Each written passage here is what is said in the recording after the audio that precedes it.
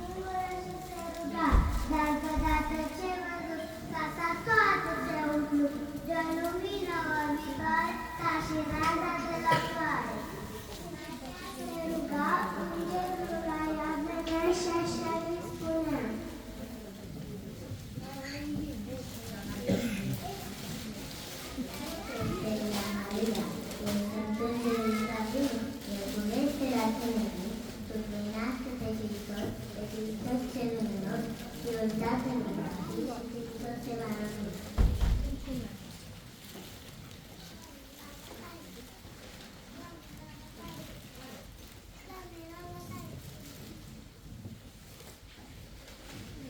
Doamne, bătaie să nu se atragă vânt.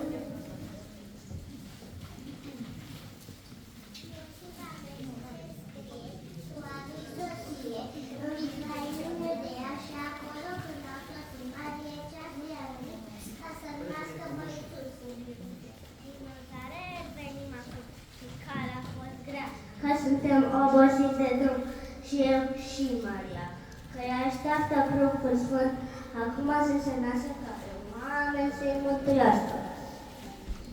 Vremea multă n-a trecut și sorocul s-a plinit, totul merge ca să fericirea ca să nască.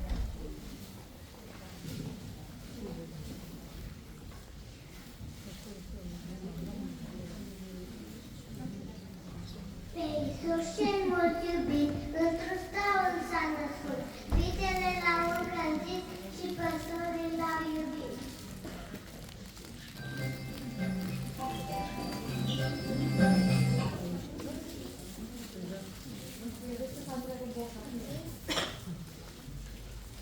Cântăm fără muzică, 2, 3 și... Astăzi s-a născut Hristos, Mesia, chip luminos, lăudați!